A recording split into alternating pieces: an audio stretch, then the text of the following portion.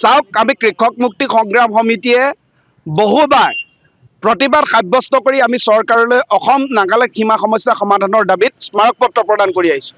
কিন্তু আমি দেখিবলৈ পাইছোঁ এই চৰকাৰখনে যি মানে দুৰ্বল ভূমিকা, লগতে প্ৰশাসনৰ যি নিৰ্লিপ্ত ভূমিকা, তাৰ ফলশ্ৰুতিত 1926 চনত মাত্ৰ 4খন ৰাজ্যৰে গঠিত হোৱা এখন সৰু ৰাজ্য নাগালেণ্ডে আমাৰ অসমৰ ভৌগোলিক সীমাৰ মাটি দখল কৰি আহি আছে।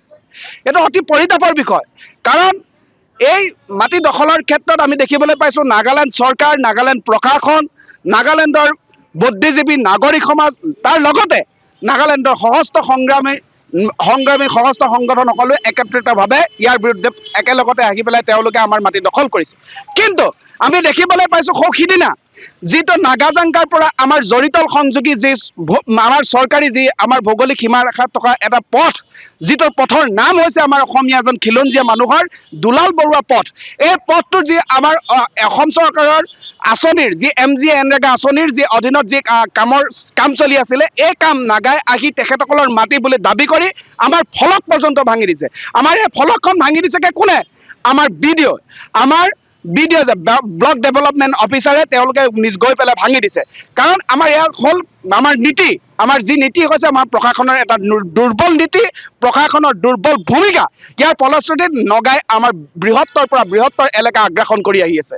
অতি পৰিতাপৰ বিষয়, আমাৰ মৰিয়নিস্থিত যি দিছৈ ভেলী আৰু তিৰুশিল যি সংৰক্ষিত বনাঞ্চল, এই বনাঞ্চলৰ প্ৰায় 99.9% ভূমি ইতিমধ্যে নগাই দখল কৰি পেলাইছে। কিন্তু আজি পৰ্যন্ত আমাৰ ইয়াৰ স্থায়ী সমাধান হৈ নুঠিল। অসমৰ ভূমি ইতিমধ্যে তেওঁলোকে দখল কৰি আহিছে। হিমন্ত বিশ্ব শৰ্মাই অতি শেহতীয়াকৈ আমাৰ নাগালেণ্ডৰ যি আমাৰ অসম নাগালেণ্ডৰ যি সীমা আছিলে, সীমাৰ ভিতৰৰ এতিয়া প্ৰায় 22 কিলোমিটাৰ পথ ইতিমধ্যে নাগালেণ্ডক দি দিছে। এনেকৈ আমাৰ অসমৰ ভূমি নাগালেণ্ডক দি গৈছে আৰু নগাই ক্ৰমান্বয়গতভাৱে আমাৰ ভিতৰলৈ আহি আমাৰ মাটি আগ্ৰাসন কৰি আছে। আমি বাৰম্বাৰ ইয়াৰ বিৰুদ্ধে প্ৰতিবাদ সাব্যস্ত কৰিছোঁ যে অসম নাগালেণ্ড সীমা সমস্যাৰ স্থায়ী সমাধান কৰিব লাগে। এই সীমা সমস্যাৰ সমাধান নকৰে, কাৰণ আমাৰ বিধায়কজন হৈছে অকমন্য অলগদ্য, যি নগাই গুলি ফুটাই তেখেতক দৌৰাই দিয়ে। আৰু এই অকমন্য মানুহজনে কোনোদিন বিধানসভাত ইয়াৰ বিৰুদ্ধে মাত নামাতে। ইয়াৰ নগাই এই সমস্যাৰ স্থায়ী সমাধান কৰিব লাগে বুলি তেওঁ প্ৰস্তাৱ নুতুলে। কাৰণ আমি সেইকাৰণে আজি কৃষক মুক্তি সংগ্ৰাম সমিতি অৱস্থান ধৰ্মঘট কাৰ্যসূচীৰ যোগেদি ক'ব বিচাৰিছোঁ যে যি চলিত বিধানসভা অধিৱেশন চলি আছে, বাজেট অধিৱেশন চলি আছে, এইটো দীঘলীয়া হ'ব, 21 দিনীয়া হ'ব। আৰু এই 21 দিনৰ ভিতৰতে প্ৰস্তাৱ গ্ৰহণ কৰা হওক যে অসম নাগালেণ্ড সীমা সমস্যা বা অসমৰ সীমা সমস্যাৰ এটা স্থায়ী সমাধান লাগে। আৰু এই প্ৰস্তাৱ কেন্দ্ৰীয় চৰকাৰলৈ প্ৰেৰণ কৰক। আৰু এই প্ৰস্তাৱ প্ৰেৰণ কৰিবলৈ যাওঁতে চাব লাগিব যে আমাৰ অসমৰ ভূমি যাতে 1 ইঞ্চি এৰি দিয়া নহয়, আৰু অসমৰ মানুহৰ জীৱন আৰু নিৰাপত্তা সুনিশ্চিত কৰিব লাগিব। তাৰ দাবীতে আজি আমি অৱস্থান ধৰ্মঘট কাৰ্যসূচী পালন কৰিছোঁ।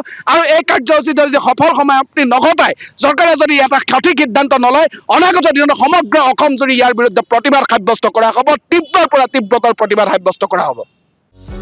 যিকোনো খবৰৰ বাবে যোগাযোগ কৰক আমাৰ এই নম্বৰত 9181 307 2221।